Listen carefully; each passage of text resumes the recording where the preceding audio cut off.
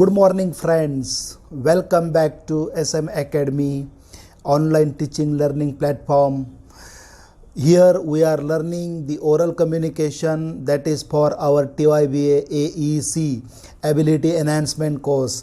आपल्या कंपल्सरी इंग्रजीच्या 6व्या सेमिस्टरसाठीचा सगळा डिटेल सिलेबस आपण इथे शिकत आहोत.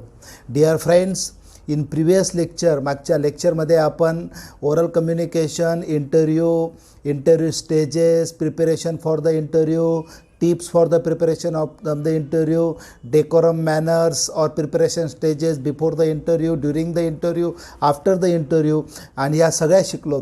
त्याच्यानंतर आपण मागच्या तासिकेला शिकत होतो presentation skill. What is the presentation skill and how the effective presentation could be take place. आता आपण या लेक्चरमध्ये शिकणार आहोत stages in effective communication. So dear friends, today we are learning that is stages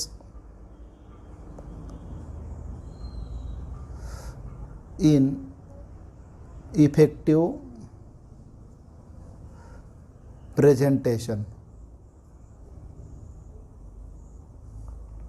कोणत्या स्टेजेस असतात effective प्रभावशाली जर प्रेझेंटेशन आपल्याला करायचं असेल तर काही आपल्याला ठराविक स्टेजेस, पायरी यांचं आपल्याला पालन करणं गरजेचं आहे. If we do that then our presentation could be effective, our presentation could B appealing, our presentation could B impressive. आणि ते इफेक्टिव्ह जर झालं तर ज्या गोष्टीसाठी आपण प्रेझेंटेशन करत आहोत, ज्या हेतूसाठी आपण करत आहोत, तो हेतू साध्य होतो. तर आता आपण इथे शिकणार आहोत स्टेजेस इन इफेक्टिव्ह प्रेझेंटेशन. तर dear friend, effective presentation is one which meets objective. प्रत्येक प्रेझेंटेशनच्या मागे एक ऑब्जेक्टिव्ह असतो. ऑब्जेक्टिव्ह म्हणजे हेतू असतो. कशासाठी तरी आपण प्रेझेंटेशन करत असतो. आणि an ideal presentation and effective presentation complete that objective. Objective म्हणजे हेतू, purpose. And ideal and effective presentation needs to follow a structure. चांगल्या प्रेझेंटेशनसाठी एक स्ट्रक्चर असणं गरजेचं आहे. स्ट्रक्चर म्हणजे रचना, संरचना. कशा पद्धतीने ती इफेक्टिव्ह प्रेझेंटेशन असलं पाहिजे याचं एक विशिष्ट स्ट्रक्चर राहतं. त्याच्यामध्ये कोणते स्ट्रक्चर राहतात? साधारणतः बिगिनिंग, हाऊ टू बिगिन. सुरुवातीलाच असं नेहमी म्हटलं जातं इंग्लिशमध्ये, a first impression is the last impression. And this theory belongs to all sectors, everywhere. किंवा सगळ्या ठिकाणी ही थेरी बिलॉंग करते किंवा अप्लाय करते.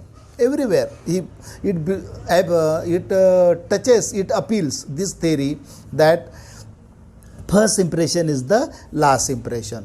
मग बिगिनिंग, तुमच्या प्रेझेंटेशनचं इंट्रोडक्शन अत्यंत इम्प्रेसिव्ह असलं पाहिजे, जेणेकरून ऑडियन्समध्ये एक क्युरिओसिटी निर्माण झाली पाहिजे. क्युरिओसिटी म्हणजे काय? उत्सुकता.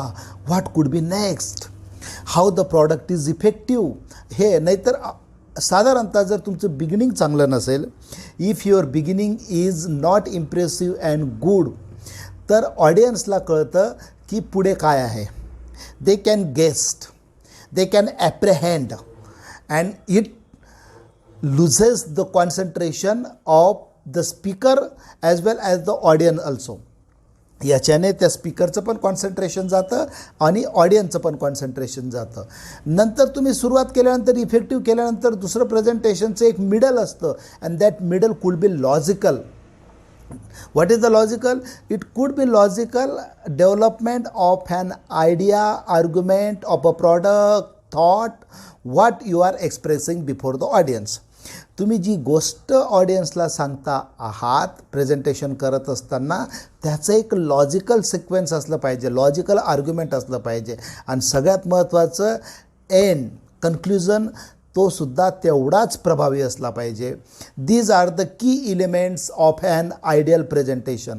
कोणत्याही आयडियल प्रेझेंटेशनमध्ये या 3 अत्यंत महत्त्वाच्या की एलिमेंट्स असतात: beginning, middle and end. Still, one needs to adopt a strategy for effective communication. कोणीही एखाद्या व्यक्तीला इफेक्टिव्ह कम्युनिकेशनसाठी एक स्ट्रॅटेजी म्हणजे एक व्यूहरचना त्याने अंमलबजावणी केली पाहिजे. This stages will helpful in oral as well as the technical communication. आणि ह्या ज्या स्टेजेस आहेत ना, या ओरल आणि या कम्युनिकेशनमध्ये इफेक्टिव्ह ठरू शकतात. तो what are those stages? Just let us see. आता सगळ्यात पहिल्याचं ऑब्जेक्टिव्स. जेव्हा तुम्ही एखादं प्रेझेंटेशन करायला जातात विद्यार्थी मित्रांनो, तर तुमचे ऑब्जेक्टिव्स हे क्लिअर असले पाहिजेत. कशासाठी? उद्दिष्टे. ऑब्जेक्टिव्स म्हणजे उद्दिष्टे. तर what is the first stage in effective communication? Objectives. One should be clear about the objectives and expected outcome of the presentation. जे प्रेझेंटेशन तुम्ही करणार आहात त्याचं काय हेतू आहे, कशासाठी करतायत तुम्ही, what is the purpose of that presentation, ते क्लिअर असलं पाहिजे. आणि त्या प्रेझेंटेशनमधून व्हॉट इज द आउटकम, तो सुद्धा आपला ऑलरेडीच टार्गेटेड असला पाहिजे. टार्गेटेड म्हणजे निश्चित केलेला असला पाहिजे, प्लॅनड असला पाहिजे. It will help in planning and delivering the content in organized manner. If you have already fixed the objectives of your presentation, this helps. याच्याने आपल्याला मदत होते to develop your presentation in a systematic आणि contextual manner. कॉन्टेक्समध्ये, नाहीतर तुमचं presentation ए विषयावर आहे आणि तुम्ही बी विषयामध्ये एंट्री केली, तिथून सीमध्ये बोलता आहेत, नंतर डीमध्ये बोलता आहेत. Not good. ओके. नेक्स्ट, सगळ्यात महत्त्वाचं अजून दुसरं जर स्टेज असेल तर तुमच्या प्रेझेंटेशनमधला जो काही ऑडियन्स आहे, प्रेक्षक वर्ग, हा पण खूप महत्त्वाचा असतो. Audience. One should have a clear about the probable audience. तुमच्यासमोरचं ऑडियन्स कसं आहे, what is the level of that audience, what is the interest of that audience, what is the capacity and capability of the audience, हे तुम्ही guess केलं पाहिजे. And if you make a presentation beyond the interest, beyond the capacity, beyond the capability of the audience, then what will happen? The presentation will become boresome, monotonous, कंटाळवाणं, dull अशा पद्धतीचं presentation होईल. आणि हळूहळू श्रोतावर्ग, audience तिथून काढता पाय घेईल. आणि असं काही गरजेचं नाही की त्याने तिथून काढता पाय घेतल्यानंतर आपल्याला कळतं की आपलं प्रेझेंटेशन चुकीचं आहे. आपल्या चेहऱ्याच्या हावभावावरनं सुद्धा ऑडियन्स आपल्याला सिग्नल देतात. If someone is yawning, if someone is scratching the head, if someone looking into mobile, if someone is unnecessary standing and sitting, unnecessary उठत आहे, बसत आहे. गॉसिपिंग, गॉसिप म्हणजे गप्पा करणे, अननेसेसरी गप्पा करत असतील विथ नेबर, शेजारच्या माणसाशी, तर काय होईल? These are the signs. कशाच्या साईन्स आहेत त्या? That the presentation is not appealing to the audience. Presentation हे ऑडियन्सला अपील करत नाही आहे. And other details about there. आपल्याला ऑडियन्सचं काय काय माहिती असलं पाहिजे? एज, त्यांचं जेंडर म्हणजे whether male or female, background, education and their interest. And सगळ्यात महत्त्वाचं, for what purpose they have gathered before you. कोणत्या कामासाठी तुमच्यासमोर आलेले आहेत हे सुद्धा क्लिअर असलं पाहिजे. तिसरं महत्त्वाचं, इफेक्टिव्ह प्रेझेंटेशनमधला जर महत्त्वाचा घटक असेल, that is the content of your presentation. What is the content? For what you are making the presentation. After one is clear about the objectives and kind of audience, should plan the content accordingly. एखाद्या चांगल्या प्रेझेंटरचं सुरुवातीला आपले objective निश्चित झाले, आपला audience निश्चित झाला, तर त्याने फोकस केला पाहिजे आपल्या कंटेंटवर. What he is presenting, how will he see begin, कशा पद्धतीने सुरुवात करणार, how will the audience be develop to make it more appealing and convincing. जे प्रेझेंटेशन आपण करणार आहोत ते प्रेझेंटेशन ऑडियन्सला मोर कन्व्हिन्सिंग कसं होईल. विशेषतः मार्केटिंग फील्डमध्ये प्रेझेंटेशन स्किलला खूप महत्त्वाचं आहे, महत्त्व आहे मित्रांनो. It is very important. Without a proper and effective communication and presentation, there are no chances that your product could be sell in market. तुमचं प्रॉडक्ट मार्केटमध्ये विकलं जाईल याचे चान्सेस नाहीत जर तुम्ही इफेक्टिव्ह प्रेझेंटेशन करत नसाल तर. त्याचं ॲडव्हर्टाइजमेंट तर नंतरचा भाग आहे, पण presentation is also most important. Examples and illustrations to be use during the presentation. कोणत्याही चांगल्या प्रेझेंटेशनमध्ये number of proper logical contextual अशा पद्धतीचे एक्झाम्पल्स दिले गेले पाहिजेत. One needs to keep in mind the time available at hand or allotted. कोणत्याही प्रेझेंटेशनमध्ये तुम्हाला वेळ दिलेली असते, 15 minute, 20 minute, half an hour, 2 hour जी असेल ती. You must wrap up your presentation within the given time. You should try 5 or 10 minutes. इकडे तिकडे समजू शकतो, but the time is allotted for your presentation is half an आवर. तुम्ही लोकांना अर्ध्या तासाची वेळ सांगून बोलवलेला आहे. And if you have प्रोलॉंग्ड your presentation for 2 hours, so it doesn't mean that if you are prolonging your presentation, it doesn't mean that it is an effective presentation or appealing presentation. No, you must wrap up the presentation in a given time. Next, तुम्हाला तुमच्या प्रेझेंटेशनसाठी काहीतरी चांगल्या पद्धतीचं material द्यावं लागतं. Supporting documents आपण त्याला म्हणू. Once content is thought of, one needs to prepare the material to be use during presentation. कोणत्या पद्धतीचं मटेरियल तुम्ही प्रेझेंटेशनमध्ये यूज करणार आहात ते सुद्धा क्लिअर असलं पाहिजे. मग काय असलं पाहिजे? इट कॅन बी नोट्स, तुमच्या PPT प्रेझेंटेशनमधल्या नोट्स असतील, सम ऑडिओ असतील, ऑडिओ व्हिज्युअल असतील, प्रिंटेड असतील, चार्ट असेल, टेबल असतील. हे सगळं तुम्ही सिस्टमॅटिक पद्धतीने आपलं नोट्स प्रिपेअर केल्या पाहिजेत. While preparing material, one needs to give a thought to the infrastructure available at the place of presentation. तुम्ही जिथं प्रेझेंटेशनला जाणार आहात त्या ठिकाणी तुम्ही ज्या पद्धतीचं प्रेझेंटेशन करणार आहात त्याच्यासाठी लागणारं इन्फ्रास्ट्रक्चर अवेलेबल आहे किंवा नाही याचीसुद्धा तुम्ही स्वतःच खातरजमा केलेली असली पाहिजे. तुम्ही स्वतःच त्याची अगोदर आदल्या दिवशी जाऊनच खातरजमा केलेली असली पाहिजे की मी ज्या ठिकाणी प्रेझेंटेशनला जात आहे त्या ठिकाणी लागणारं इन्फ्रास्ट्रक्चर, नेट कनेक्शन, तुम्हाला जर LCD हवा असेल तर LCD, तुम्हाला जर चांगल्या पद्धतीचं लॅपटॉप हवा असेल तो अवेलेबल आहे का, whether 24 hour power supply is available, whether cord is available, plug is not, हे सगळं तुम्ही एकदा कुणाकडनं तरी कन्फर्म करून घेतलं पाहिजे. नाहीतर तुम्ही त्यांच्या भरोशावर जाणार की त्यांच्याकडे PD असेल, पेनड्राईव्ह असेल आणि त्यांच्याकडे प्रिंटर असेल, त्यांच्याकडे लॅपटॉप असेल आणि तुमच्याकडे काहीच नसेल, असं नाही. आता तुम्हाला माहिती असेल अनेक प्रेझेंटेशनमधले आपले व्हर्जन त्या लॅपटॉपमध्ये चालतात किंवा नाही, आपला लॅपटॉप त्या ठिकाणी सपोर्ट करतो किंवा नाही. तिथं जर प्रोजेक्टर असेल, whether our laptop support that projector technically म्हणतो आहे मी, कारण त्या सॉफ्टवेअरचे व्हर्जन्स आहेत, Windows 7, 8, 10, 12 असं काही काही आहे.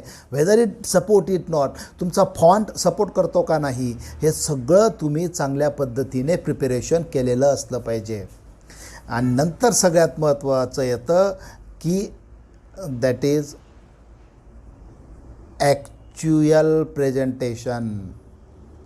हे सगळं केलं आणि याच्यानंतर वेळ येते तुमच्या वास्तविक आणि खऱ्या प्रेझेंटेशनची.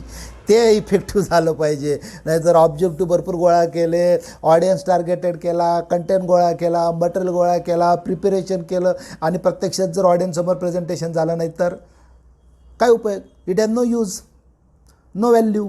म्हणून actual presentation is most important. However one may actual presentation is important. Actual presentation खूप महत्त्वाचं असतं. दिस इन्क्लूड्स ॲपिअरन्स, तुम्ही दिसता कसा आहात, ड्रेस, बॉडी पोश्चर, तुम्ही उभे कसे आहात, व्हॉईस, तुमचं voice not be to raising tone, not to be in lowering tone.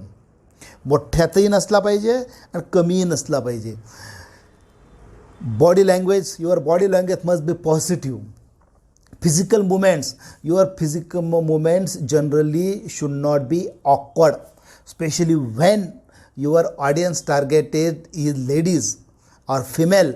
Then your body postures must be proper, not awkward. The use of microphone तुम्ही मायक्रोफोनचा यूज केलाच पाहिजे. अँड प्लॅटफॉर्म, या सगळ्या गोष्टींचा समावेश ॲक्च्युअल प्रेझेंटेशनच्या वेळेस होतो. Your dress creates your first impression of the personality, what type of person you are. Never try to copy someone else's style during presentation. Most of the presenters do the imitation म्हणजे अनुकरण, imitation of other effective presenters. If I think I could imitate like Sandeep Maheshwari or Shiv Khera, it's not proper. I can't do that. I am I. मी आहे म्हणून त्या पद्धतीने मी तशाच पद्धतीने माझं presentation हे केलं पाहिजे. Non verbal communication matter lot in presentation. आणि प्रेझेंटेशनमध्ये बोलण्याच्या सोबत your eye contact, your body language, your postures, your gestures, this creates a very good impression, very positive impression among the audience. Eye contact with the audience, तुमचं ऑडियन्ससोबत eye contact असला पाहिजे. Is must in effective presentation. Eye contact makes the audience feel that speaker is eager to share information with them. Those eye gestures, eye posture should not be awkward. At the same presenter gets a feedback through the eye contact, and you know whether your presentation is going effective or not. Audience gives the feedback through their body gesture, especially eye contact, and you must maintain a good eye contact with the audience. Nervousness, shivering the hands, cold hands, dry mouth, sweating म्हणजे घाम येणे, short breathing, शेक voice, आवाज खालीवर होणे, all the beginning is common to all. ह्या गोष्टींची घरीच चांगली पद्धतीने प्रॅक्टिस केली पाहिजे. It should not be repeated on actual stage. Practice and confidence are the two things which will help in overcoming nervousness. आणि याच्यातनं बाहेर येण्यासाठी महत्त्वाच्या गोष्टी जर कोणत्या असतील, that is the practice. You must make more and more practice, not too much, पण एक प्रॉपर प्रॅक्टिस तुम्ही केलेली असली पाहिजे. Sometimes transitions are essential in presentation. It might be due to jumping from one topic to another or returning to presentation. आणि शेवटचं सगळ्यात महत्त्वाचं आहे ट्रान्झिशन. ट्रान्झिशन म्हणजे काय? तुम्ही प्रेझेंटेशन करत असताना एखाद्या विषयावर आहेत, फॉर एक्झाम्पल तुमचं प्रेझेंटेशन मार्केटिंगवर सुरू आहे आणि तुम्ही त्याच्यातनं गेलात विज्ञानावर गेलात पॉलिटिक्सवरनं गेलात तुम्ही हिस्ट्रीवर, तर लगेच तुम्हाला त्याची जाणीव असली पाहिजे की I have change my track of presentation, आणि त्याचं सिक्वेन्स जोडून परत एकदा आपल्या मूळ ट्रॅकवर परत आलं पाहिजे. हे सुद्धा प्रेझेंटेशनमध्ये खूप महत्त्वाचं राहतं. आपल्याला चांगलं प्रेझेंटेशन करत असताना आपल्या प्रेझेंटेशनचा ट्रॅक बदलावा लागतो, कॉन्टॅक्ट्स बदलावा लागतो, no doubt. But you must return back again to the contacts, your main point of presentation within a short time with a proper sequence. एक प्रॉपर सिक्वेन्स जोडत तुम्ही तिथे परत आलं पाहिजे. तुम्ही if you jump from one topic to another topic, then you must keep in your mind that I am getting something far away from my main topic, आणि then after giving some or spending some time on it, you should again return back to your main topic. Especially in question and answers, this happens because you ask something else, the audience answers something else, and it prompts, it enables the presenter to switch off or to jump from the main topic. In this context, in this situation, अशा परिस्थितीमध्ये तुम्ही लगेच चटकनी कोणत्याही परिस्थितीमध्ये आपल्या याच्याकडे परत आलं पाहिजे. Okay, so do you get the dear friends the effective stages in the presentation? या इफेक्टिव्ह स्टेजेस तुमच्या प्रेझेंटेशनमधल्या लक्षात आलेल्या असतील तर, आणि जर if you follow this stages in presentation, surely and definitely your presentation could be effective. तुमचं presentation खूप मोठं इफेक्टिव्ह होण्याची शक्यता असते. So dear friends, these are the 6 stage: objectives, audience, content of your presentation, material, actual presentation, काय करायचं ते सगळं सांगितलं आहे, आणि last transition. These are the stages in effective communication.